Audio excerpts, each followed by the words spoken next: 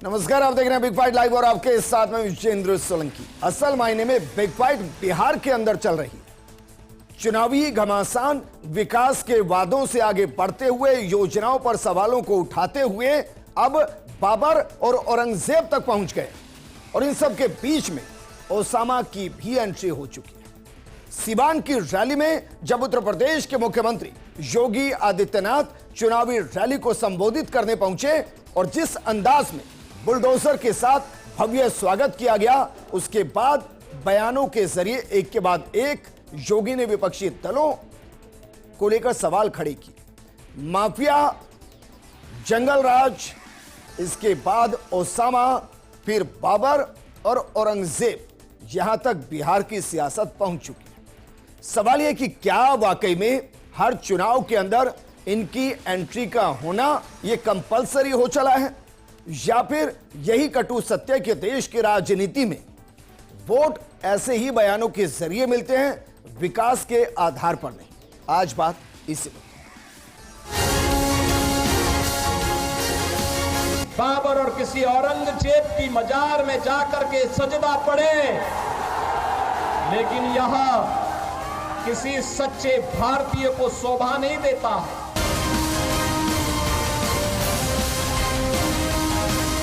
Mafia को पनपने नहीं देना है।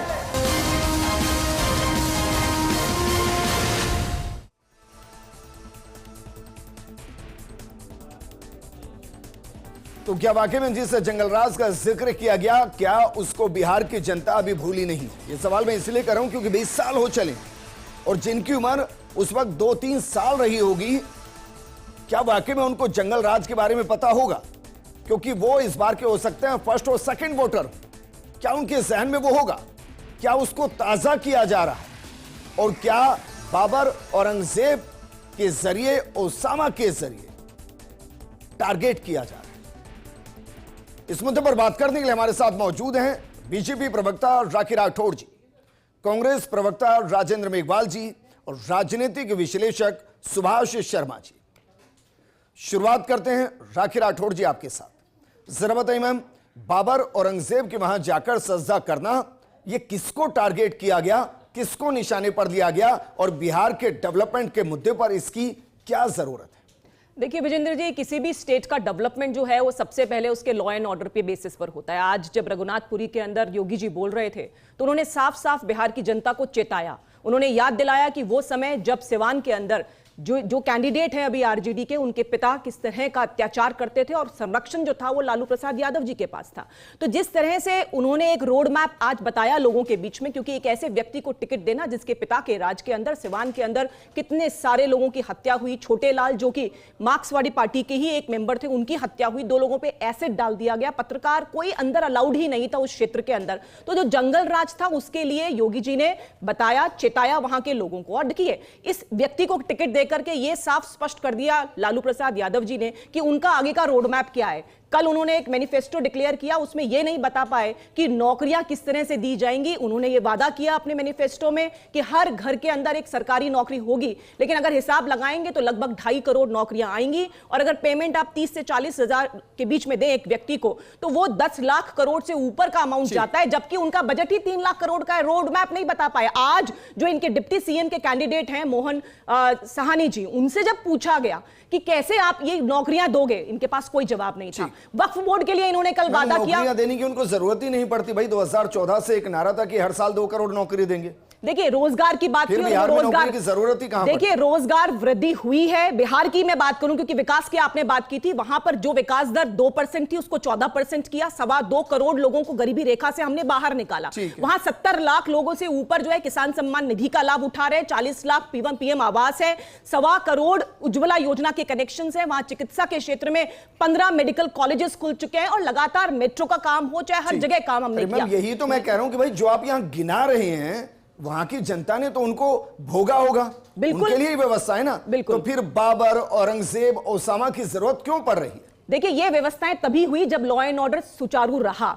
लोगों को बताना जरूरी है, याद दिलाना जरूरी है कि जंगल राज में किस तरह से बिहार के अंदर पलायन हुआ। डॉक्टर्स का अपहरण किया जाता था, बच्चियां शाम को 6 बजे बाद निकल नहीं सकती थी। तो लॉ एंड ऑर्डर बहुत इंपॉर्टेंट चीज है। औरंगजेब देखिए, जो भी इस मानसिकता, हम लोग मानसिकता की बात कर रहे हैं, जिस तरह की मानसिकता रघुनाथपुरी के कैंडिडेट के पिताजी की थी, जो नाम उन्होंने, अगर आप सर्च करोगे हिस्ट्री, उन्होंने उनका नाम ओसामा क्यों रखा, इसकी भी एक हिस्ट्री है, क्योंकि वो दुर्दांत अपराधी था और वो चाहता था कि लोगों पर अत्याचार हो, इसीलिए ऐसा नाम रखा गया। इस चीज को याद दिलाना जरूरी है। ओसामा पर कितने क्रिमिनल चार्ज हैं? देखिए, चार्जेस, उसके पिता का एक व्यू सामने है, लगातार इस तरह के काम है। और चार्जेस की जहां तक बात करते हैं, देखिए उस समय जब जंगल राज था, उसके पिता की ये चीजें सबने देखी हैं। ठीक है, मैंने उदाहरण के तौर पर बस वैसे ही बता रहा हूं। देश का जो सबसे बड़ा आतंकवादी था ना, जो जम्मू कश्मीर से था, उसके बेटे ने टॉप किया था और पूरे देश ने उसको अप्रिशिएट किया था।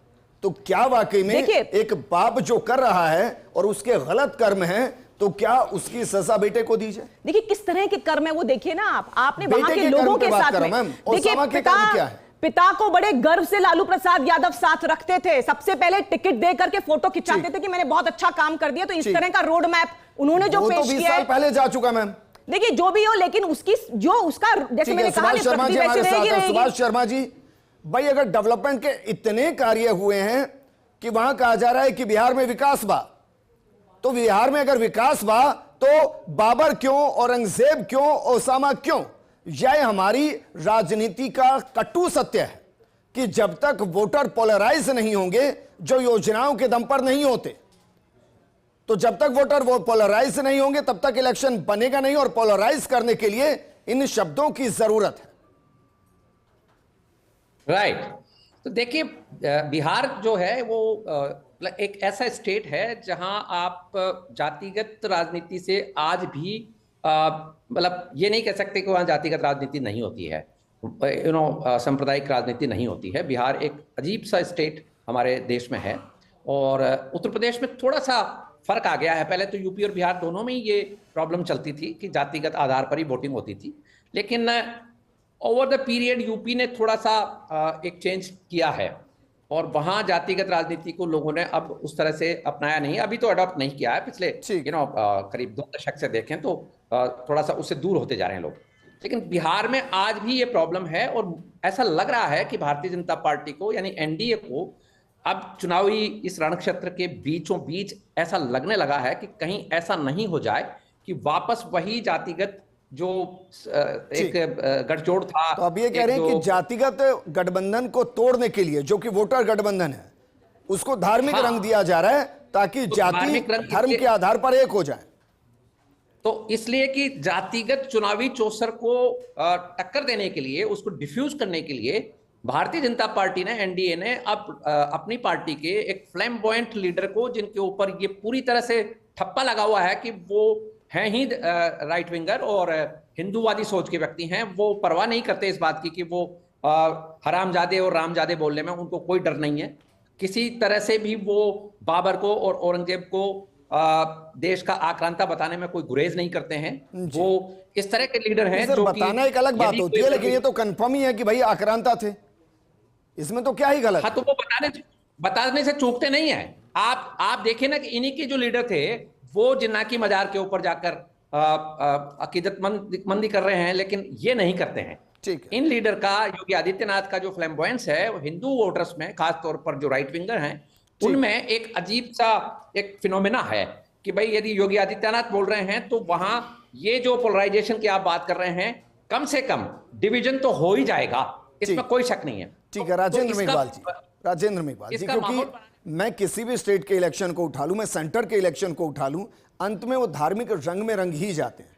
क्या वाकई में इससे बचा जा सकता है? और जिस तरीके की बयानबाजी बिहार के अंदर शुरू हुई, उसको लेकर आपको क्या लगता है कि ये होनी चाहिए, नहीं होनी चाहिए, और इसका कितना इंपैक्ट जमीन पर होता है? देखिए विजेंद्र जी, मुंसिफ कहाँ अब इंसाफ कर पाता है, बेगुनाह अब सजा पाता है। इंसाफ और बेगुनाहगार अब नाम, जात, धर्म से देखा जाता है। गुनहगार गुनाह करके भी आज़ाद हो जाता है। 2014 का एक चुनाव एफिडेविट है योगी आदित्यनाथ जी का, उनका पूरा का पूरा जो इनके खिलाफ मुकदमे थे, बहुत ही संगीन धाराओं के मुकदमे थे। और जब ये 2017 में मुख्यमंत्री बने तो इन्होंने वो तमाम मुकदमे हटवा लिए और ये बिल्कुल पाक साफ हो गए। अब इनका अपन ने लोकसभा के अंदर भी एक रोते हुए वीडियो देखा था कि मुझे संरक्षण चाहिए इस सदन से, मेरे खिलाफ ये हो रहा है, मेरे खिलाफ वो हो रहा है। अगर इतने ही वीर थे तो रोने की क्या ज़रूरत थी? अब मैं बताना चाहता हूं कि यह देश का दुर्भाग्य है कि लोकतंत्र के अंदर, संविधान के अंदर जो धाराएं, जो हमारा प्रेम्बल है जिसके अंदर यह लिखा गया कि भारत एक सेकुलर, डेमोक्रेटिक और बंधुत्व वाला देश है, और यही बात मैं आपको कहना चाहता हूं कि भाजपा का जो वो है अपना कॉन्स्टिट्यूशन, उसके अंदर आर्टिकल 2 में ऑब्जेक्टिव के अंदर इन्होंने लिखा कि the party shall bear true faith and allegiance to the constitution of India as by law established and to the principle of socialism, secularism and democracy, and would uphold the sovereignty, unity and integrity of India. आप किस आधार पे, धर्म के आधार पे लोगों का भेदभाव करते हैं? हमने देखा हर चुनाव के अंदर, आपने बहुत सही पॉइंट आउट किया कि हर चुनाव के अंदर ये धर्म का मुद्दा उठा देते हैं और पोलराइजेशन पे चले जाते हैं। मैं ये कहना चाहता हूं, मुलायम सिंह जी को कहते हैं साहब राम भक्तों के हत्यारे, लेकिन मुलायम सिंह जी की जब मृत्यु हो जाती है उसके बाद में देश का सर्वोच्च नागरिक अलंकरण पद्म विभूषण उनको दिया जाता है। तो आप कैसी दोगला चरित्र आपका कैसे चलेगा? वोट मांगते टाइम तो आप ये करेंगे, मिडिल ईस्ट में जाएंगे, सऊदी में जाएंगे, तब आप मुसलमानों से गलबैयां करेंगे और हिंदुस्तान के मुसलमानों से आपको नफरत है। ये कैसे चलेगा? देखिए विजेंद्र जी, मैं कहता हूं कि अगर भाजपा ने एक भी मुसलमान को बिहार में टिकट नहीं दिया, क्योंकि वहां पे अच्छा खासा उनकी संख्या बल है, तो आज संविधान के, देश के संविधान के तहत ये संविधान का भी उल्लंघन है और भाजपा का जो संविधान है, जिसको कि हम कहें कि ये उनकी गीता है और देश का संविधान हमारी गीता है, तो उस संविधान का और अब भाजपा के संविधान को उल्लंघन है। मैं चुनाव आयोग से अपील करता हूं कि ऐसी राजनीतिक दल का जो कि अपने संविधान को नहीं मानती, देश के संविधान को नहीं मानती, उसकी मान्यता रद्द होनी चाहिए। लिखा है क्या कांग्रेस के या बीजेपी के किसी के भी उसके प्रियम्बल के अंदर या उसके पूरे नियम के अंदर कि आपको कास्ट वाइज या धार्मिक आधार पर? मैं आपको क्या कह रहा हूं, ये मेरे पास हिंदी का वर्जन भी है, नहीं उसमें कहीं मेंशन है, हिंदी का वर्जन भी है मेरे पास, हिंदी का वर्जन भी है, अरे सर इंग्लिश का वर्जन भी है। मैं उम्मीद करता हूं कि राखी जी ने पढ़ा होगा, बड़ी नेता है, स्पोक्स पर्सन है। तो आप एक बात बताइए, जब आपने कि भाई इसमें कहीं मेंशन है तो आप मुझे बताइए कि धार्मिक आधार पर उनके प्रतिशत के हिसाब से, भागीदारी के हिसाब से उनको टिकट देना है, मेंशन है क्या कहीं? नहीं है, नहीं। लेकिन आप भेदभाव नहीं कर सकते, आप भेदभाव नहीं कर सकते, ठीक है राजेश, आप धार्मिक आधार पे, जातिगत आधार पे भेदभाव नहीं कर सकते। बिहार के अंदर कांग्रेस ने नारा लगाया, जिसकी जितनी भागीदारी उतनी दावेदारी, तो इसमें कोई दिक्कत नहीं है ना? नहीं है ना सर, बिल्कुल। मुझे बताइए कि बिहार के अंदर मुस्लिम परसेंटेज कितना है और कांग्रेस ने कितने परसेंट को टिकट दिया? आप तो मुझे एक बात बता दीजिए कि बीजेपी ने एक भी मुसलमान को टिकट दिया है क्या? का जिक्र कर रहा हूं मैं सर, बताइए ना, एक भी मुसलमान को टिकट दिया है क्या? राजन जी वो तो दे ही नहीं रहे हैं भाई, क्यों नहीं दे रहे? तो आप भी बाइकआउट कर रहे हैं। उन्होंने अपने कॉन्स्टिट्यूशन में क्या लिखा?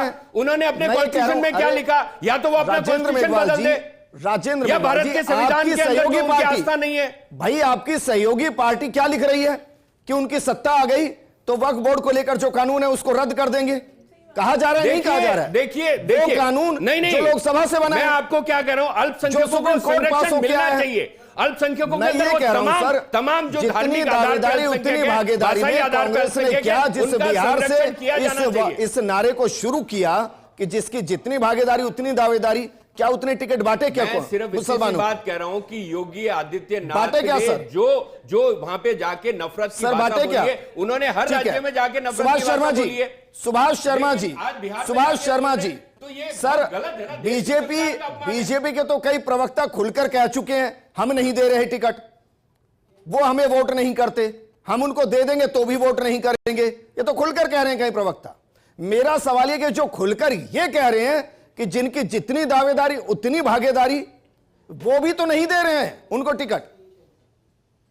नहीं तो ये तो देखिए, कांग्रेस का जो मसला है, कांग्रेस के जो अभी जो सबसे बड़े लीडर हैं, उनका जो मसला है वो ये है कि वो बोलते कुछ और हैं और करते कुछ और हैं। संविधान की जहां तक बात करती है कांग्रेस, संविधान बचाओ किताब लेके सभाओं में आते हैं, सबसे पहले तो इन्हीं से सवाल होना चाहिए कि संविधान, बेसिकली संविधान का जो पूरा ढांचा है उसको आपने किस तरह से बदला, कितने आप अमेंडमेंट लेकर आए। ये जो अभी बात कर रहे थे कांग्रेस के प्रवक्ता कि भारत को धर्मनिरपेक्ष स्टेट बनाया, तो किसने बनाया? ये तो इमरजेंसी में बिना संसद में बिल पास किए बना लिया आपने।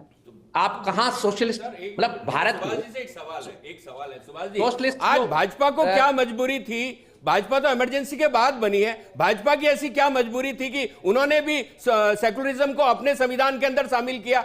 आप बताइए ना, ये दोगला चरित्र नहीं चलेगा ना सर। आप बताइए, ये भाजपा के संविधान के अंदर, एक मिनट मैम, एक मिनट, लेकिन ये बात तो सही है भाजपा के सुभाष जी, संविधान के अंदर लिखा हुआ है। एक बार के लिए मान लें कि जो अपने संविधान को नहीं माने वो आदर्श आचार संहिता का उल्लंघन नहीं था। सुभाष जी, अगर मान ले एक बार के लिए कि देश इमरजेंसी से पहले पंथ निरपेक्ष था, तो भाई बीजेपी के नियमों के अंदर सेकुलरिज्म क्यों है फिर? कौन कह रहा है ये बात कि वो पंथ निरपेक्ष की बात करी थी कांग्रेस ने? पहले कांग्रेस तो हिंदू पार्टी कहलाती थी, जब तो डिवीजन हुआ भारत का, जब तो बंटवारा हुआ है। बंटवारा किस बात पे कराया फिर आपने भारत का? यदि आप गुट निरपेक्ष, पंथ निरपेक्ष थे, तो देश का बंटवारा किस आधार पे हुआ? सर अगर हिंदू पार्टी थी तो पहले शिक्षा मंत्री मुस्लिम कैसे हो गए, फिर मुस्लिम यहां पर कैसे रह गए? ये इशू अलग है सर, वो तो आप ये इशू अलग है। मैं ये कह रहा हूं कि जिसकी जितनी दावेदारी उतनी भागीदारी के नारे तो कांग्रेस लगाती है। हमने दिए ना, वहां पर दिए तो हैं। आज हमारे पूरे के आप सांसद उठा के अब्दुल कलाम की बात कर रहे हो हमारे, यदि रेफरेंस पॉइंट उनको ले रहे हो, तो वो कौन सी यूनिवर्सिटी के डॉक्टरेट हासिल थे? वो तो कुरान पढ़े हुए थे, हदीसों के मास्टर थे। कुरान और हदीस के मास्टर को आपने भारत के शिक्षा मंत्री बनाया, तो कोई ना कोई प्रेशर होगा ना, कोई ना कोई इंटरनेशनल पॉलिटिक्स होगी। नहीं तो धर्म के आधार पर ही तो बटा है। बांग्लादेश बनाया, पाकिस्तान बनाया आपने जी, मतलब पूर्वी पाकिस्तान और पश्चिमी पाकिस्तान बनाया आपने, किस आधार पर? ये हो गया कि भाई धर्म के आधार पर देश 1947 में बट गया, इसलिए 2025 में उनको टिकट नहीं देंगे। पहले ही भारत, सुनिए, उससे पहले ही ब्रिटिश पार्लियामेंट में एक्ट पारित हो गया, पाकिस्तान नाम आ चुका था। मुसलमान है, दोनों बातें नहीं होती सुभाष जी। बांग्लादेश भी तो मुस्लिम बहुल है, बांग्लादेश क्यों बटा भाई? बांग्लादेश क्यों बटा बताइए? क्या चीज? बांग्लादेश क्यों बटा? बांग्लादेश तो आपने दिया ना थाली में। अरे हमने, सर क्या बात कर रहे हो? वहां की हालत देखी नहीं थी क्या आपने?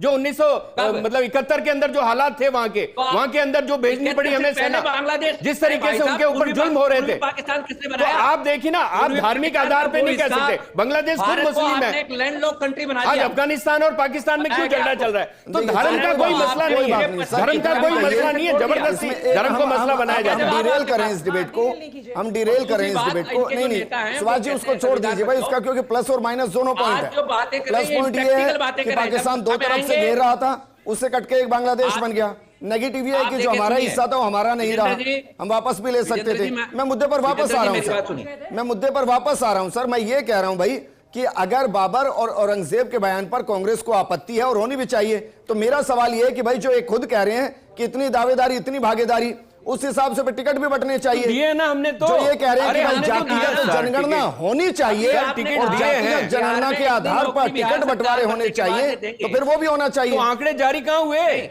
बिहार सर आपकी नहीं, बिहार के अंदर जो आंकड़े जारी हुए उसमें सुप्रीम कोर्ट ने रोक लगा दी कि आप इनको पब्लिश नहीं कर सकते, क्योंकि जो जनगणना है वो केंद्र का विषय है। जी देखिए, महागठबंधन की सोच जो है वो सबके सामने है। 243 सीटों पर चुनाव हो रहे हैं, लेकिन महागठबंधन 255 सीटों पर चुनाव लड़ रहा है। ये साफ साफ दिखाता है कि ये फाइट जो है वो फ्रेंडली फाइट नहीं है। ये आपस में सिर्फ टॉवल डिस्ट्रीब्यूशन के वक्त, टिकट डिस्ट्रीब्यूशन के वक्त हुई और उसके बाद भी इन्होंने कई तरह की बातें की।